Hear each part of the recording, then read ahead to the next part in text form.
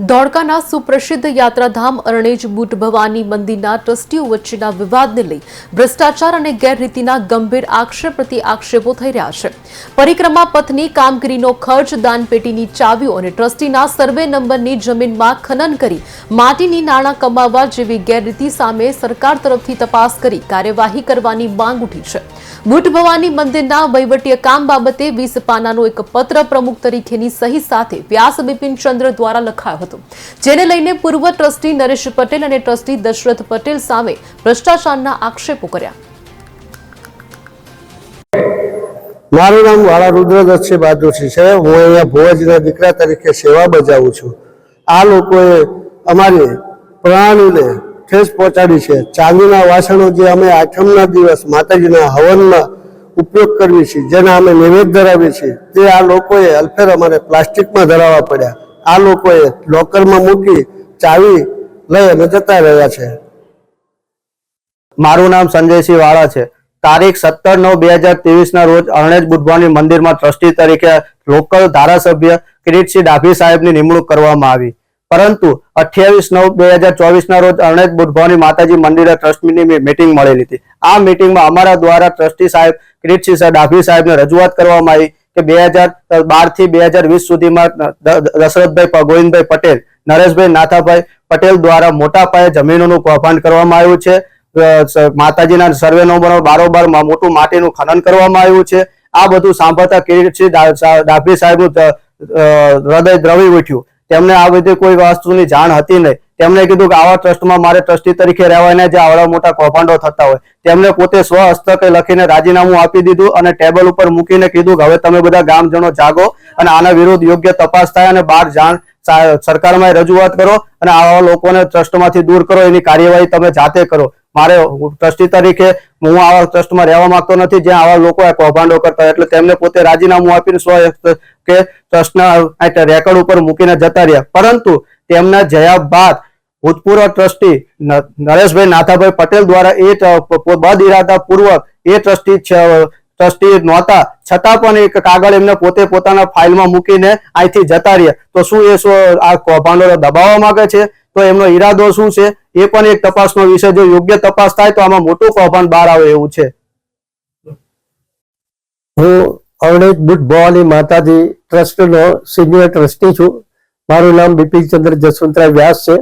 હું 89 થી આજ દિવસ સુધી ટ્રસ્ટી તરીકે ટ્રસ્ટમાં સેવા આપું છું, પરંતુ આ લોકોએ મારી 2001 થી 2024 સુધી મને ટ્રસ્ટના કામથી દૂર રાખી અવગણના કરેલ છે।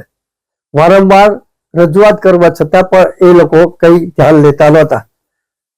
દશરથભાઈ અને નરેશભાઈ બંને આ ટ્રસ્ટનો વહીવટ કરતા હતા અને એમાં ધીરેલ ઉપાધ્યાય પણ સામેલ હતા અને જે ટ્રસ્ટનો ઠરાવ કર્યો એ ઠરાવ 2017માં એમના ઘરે કરેલો છે।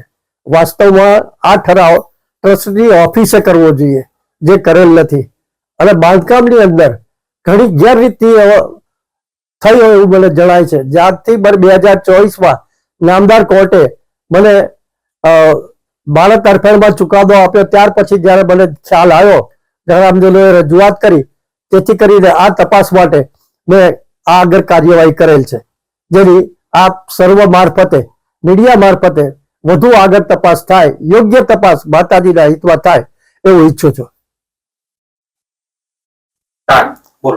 અરણેજ બુટ ભવાની માતાજી ટ્રસ્ટ, મારું નામ વાળા પ્રતાપસિંહ વજુભાઈ છે।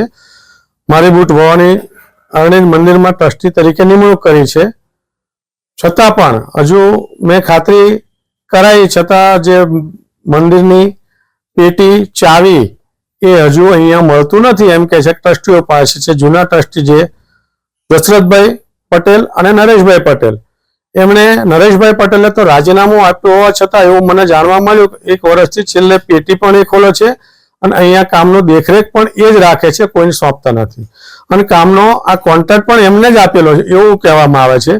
તો શા માટે એ પોતાની પાસે હજુ પણ ચાવીઓ રાખે છે? આ કામ ઉપર કેમ બીજા કોઈને ધ્યાન નહીં, પોતે જ રાખે છે? જો એમને રાજીનામું આપ્યું હોય તો આવું કરવાની એમને જરૂર શું? અને જે માતાજીનો પ્રદક્ષિણા પથ બનાવે એની અંદર શરૂઆતમાં જ્યારે એ પ્રદક્ષિણા પથની વાત કરી ત્યાં કે 1-8 કરોડ જેટલો ખર્ચો થશે, પણ અત્યારે જયારે ચેક આપ્યા ત્યારે મને એવી જાણ થઈ કે લગભગ 2.5 થી 3 કરોડના તો ચેક એમણે આપી દીધા છે અને હજુ કામ સંપૂર્ણ થયું નથી. તો મને આમાં કોઈ ભ્રષ્ટાચાર થતો હોય એવી બૂ આવે છે. એટલા માટે આપ યોગ્ય તપાસ કરો. મીડિયા દ્વારા હું સરકારશ્રીને વિનંતી કરું છું કે આ પબ્લિક ટ્રસ્ટ છે અને ગામ લોકોની કોઈ કમિટી પણ અત્યાર વર્ષો સુધી એમણે બનાવી નથી. અમે નવી કમિટી પણ બનાવી અને બધાને જોડે લઈ અને વહીવટ ચાલે અને પબ્લિક ટ્રસ્ટમાં કોઈ ભ્રષ્ટાચાર ના થાય એ હેતુસર યોગ્ય તપાસ કરો એવી આપ સરકારશ્રીને પણ મારી નમ્ર અપીલ છે. મારું નામ રણછોડભાઈ ભરવાડ છે. હું નડિયાદ રહું છું. અમારી કુળદેવીનું મંદિર છે બુટ ભવાની મંદિર, જે હરણેજ આવેલું છે. અમારી કુળદેવી છે બુટ ભવાની. હરણેજ અવારનવાર અમારા સમાજ દ્વારા અમારા વાળા ઘણું દાન આપવામાં આવે છે. તેથી કોઈ પણ કાર્ય સારું થાય, અહીંનું કોઈ પણ આયોજન હોય તો કોઈને કામ લાગે એ પ્રમાણે. પણ અમને જાણવા મળ્યું છે કે અત્યારે જે પહેલાના જે ટ્રસ્ટીઓ હતા એ દ્વારા કંઈક કૌભાંડ કરવામાં આવ્યું છે એવું જાણવામાં આવ્યું. તેથી અમારી આસ્થાને ઠેસ પહોંચી છે. એટલે કાયદેસરની એ લોકોની જે કોઈ પણ હોય આમાં સંડોવાયેલા ખોટી રીતે હોય એને કાયદેસરની કાર્યવાહી કરવા અમારી પણ માંગ છે યાત્રામાં.